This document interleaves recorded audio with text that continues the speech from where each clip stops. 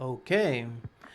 I haven't figured out how I want to do like if I want a review format or anything like that. I'm just really just giving my opinions on Star Wars Acolyte. I just finished that. I think I'll for this time I'll do spoilers after like I give like a just a general opinion of it. Okay, so um if I had to say a lot about it, I think they did get the Star Wars vibe down. I did feel like that was there. Um, there was a lot of like you did get to see his spaceships a couple times, like cool designs and stuff like that. So there probably will be some merch for this. I know there is. I think all the damn near all the characters have like an action figure coming out, and I think Cremere's helmet is being made or something like that. Did I enjoy it? It was one of those shows you kind of just watch when you're like kind of when you got other things to do, like maybe you're drawing or maybe you're taking care of your kids. You can put it on and have it as background, like just going on in the background. I wouldn't say it's a show you should be anticipating. I know I see a lot of people making reviews and they don't really like this show. They don't like the show at all. I can see a few people generally liking this show. Um, it's not. I don't know. I think the story, like overall, the story was kind of.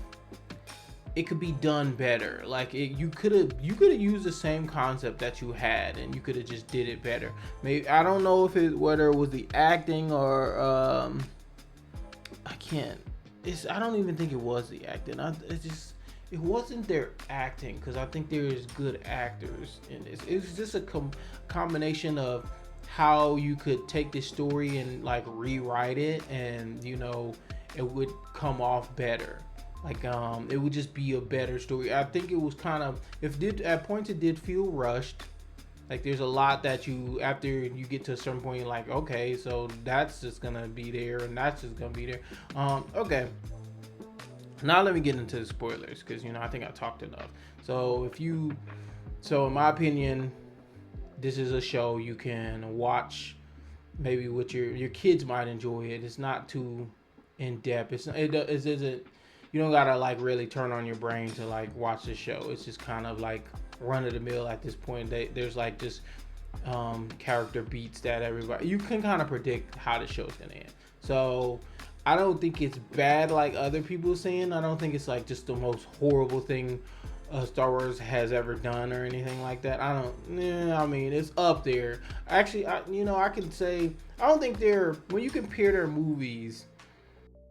If you can compare their movies to other things, then I don't think Star Wars is really that bad. There are plenty of other franchises that have horrible movies. The movie's way worse than Star Wars. Okay, now going back to this. Now, if you're a Star Wars fan, you probably want them to do better. Okay, spoiler alert. So I went into this wanting to see Carrie Ann Moss, the lady from the Matrix, but she dies in the first episode. So it almost feels like that show on Apple TV, Invasion, where you have the guy from Jurassic Park, and like I think either the first or the second episode, and he dies, and you just after that it's just all these other characters that you do not like. Like for me, the Acolyte,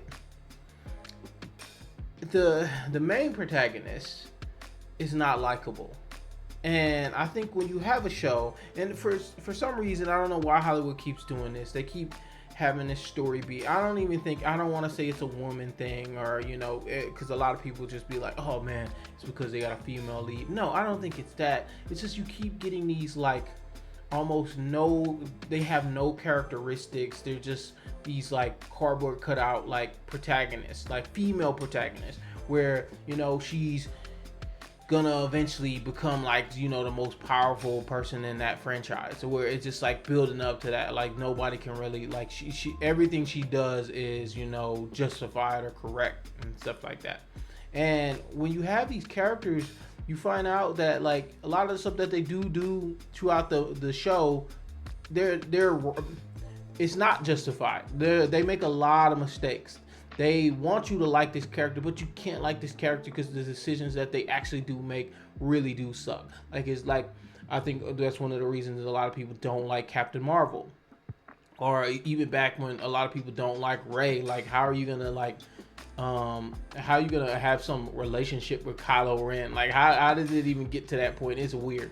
But anyway, going back to this, there's a lot of characters like they introduce all these Jedi's, right? Like these young Jedi's, and they just kill them off. They kill them off quick.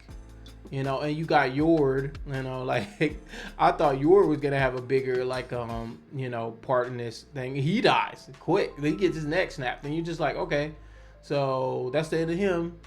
And you know, then they had the one girl who was actually the girl from Logan.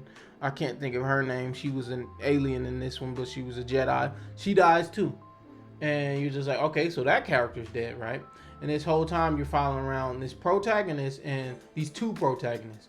But one, I think I lean more towards one being it's the, I can't think of her name. This sister that's name starts with an S.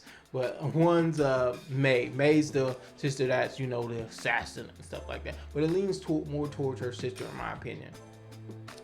You get this Sith type dude who I don't know if he's really a Sith or not. He says he is, and then I don't know, but he's just like, I don't want to be alone. That's what I just want to apprentice. And he's just like, okay, but they don't really they kind of give you a little bit of his backstory, but not really anything at all. And so you just got this guy, and he just become, after like an episode, he just becomes a side character to the main characters, these twins.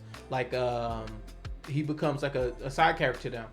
And we keep talking about these twins, and you know how their moms died, and how one twin burned down their planet, and you know, which is whatever. There's a lot that goes into that. That's also stupid, but we keep going back to that, and you know, because that's the whole part of the story. One twin was getting revenge, and then at the end, the other twin switches sides, and now she's you know, a Sith now too, you know, and she kills Soul. You know, though I'm trying to get this. I don't really want to talk about this show, because the show is kind of like, it was just kind of annoying. Like when you really get all the way to the end, you're just like, okay, I'm kind of done with this. I was done like what is it? I think it's 8 episodes. I've probably done around like 5 or 6. Like, you get tired of like seeing certain tropes and stuff, and the main character, she's not making me want to tune back in. Soul, the guy who plays Soul, he's a really good actor, and I think he's a good actor. But you know, even towards the end, he started to kind of like, you know, become stupid, and I was just like, bro, like, why are you killing yourself again? You know, this.